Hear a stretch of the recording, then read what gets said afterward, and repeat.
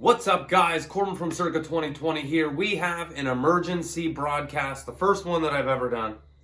Emergency broadcast. So, guys, if you're into the AR deal, if you're into AR pistols, SBRs, if you know the law, you have heard the shakeup in the AR world that the ATF reached out to the SBR or pistol manufacturer, AR manufacturer, Q, about their specific Honey Badger firearm, which is, I believe, a 10-inch or 12-inch rifle.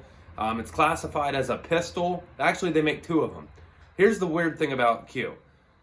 They make SBRs that you buy a tax stamp for through the ATF. It costs $200 and you have to register it with the ATF. And they also make pistols, which come with a pistol brace, which is basically the same thing as an SBR, but it's legal to own one and not have a tax stamp. So, real quick, if you have a rifle, you're allowed to have a stock. If you have a pistol, which I'm actually getting ready to build one, which is anything less than 16 inches, you're not allowed to have a stock.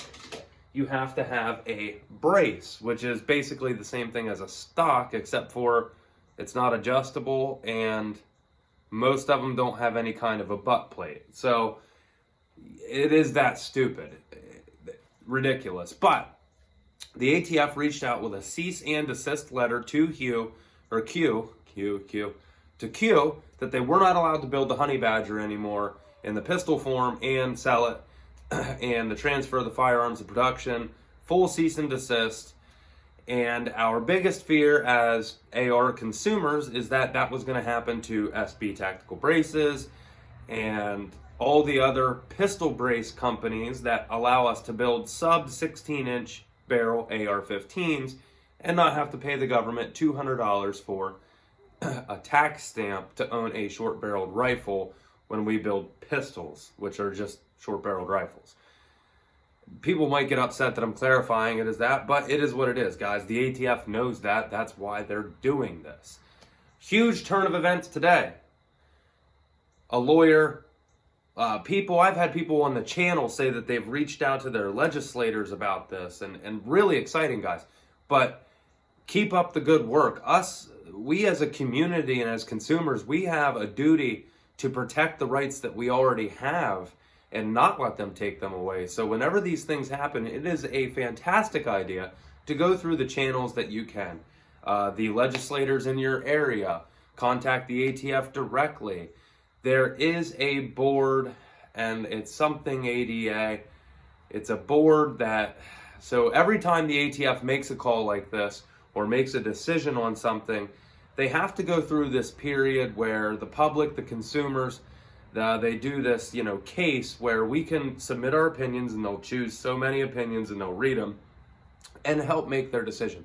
And I don't think they really care what we think, but it's the process in which they have to go through in order to make decisions like this. Well, I believe a lawyer from Q reached out to the ATF, informed them of their giant overstep or overreach, and the ATF has suspended its cease and desist order for the period of 60 days while it reviews its how their decision was applicable to the laws of the ATF, I guess.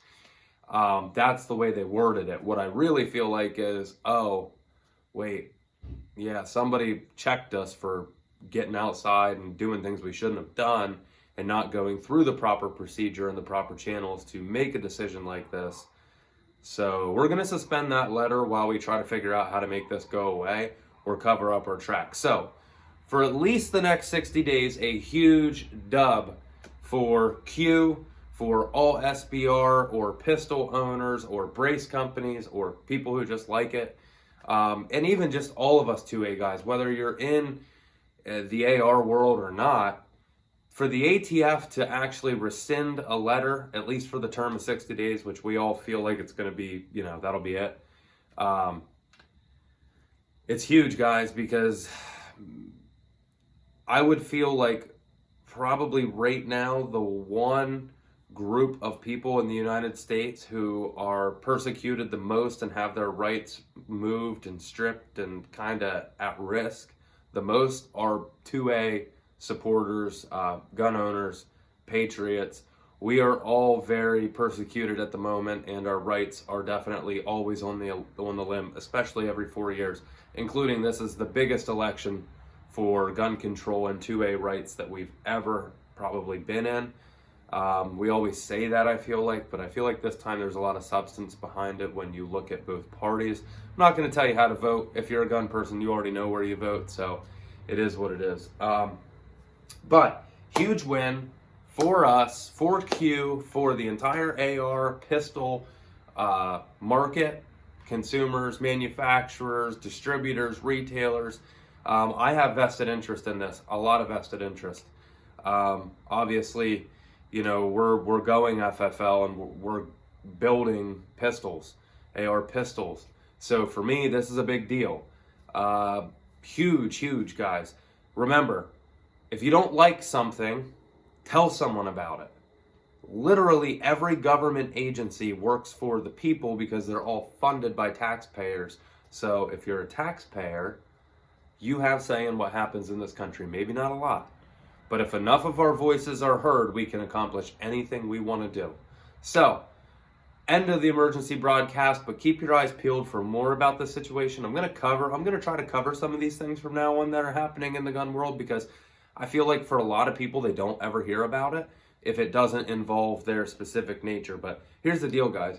It doesn't matter if it goes from bird hunting shotguns or ARs or subcompact 9mm, whatever it is that they're pulling the reins on, magazine capacity for AR in California, that's the start. As they start to chip away, 1, 2, 3, eventually you've lost 5, 6, or 7 rights that you had, and you usually don't get them back. So, Corbin from Circa 2020, we'll see you.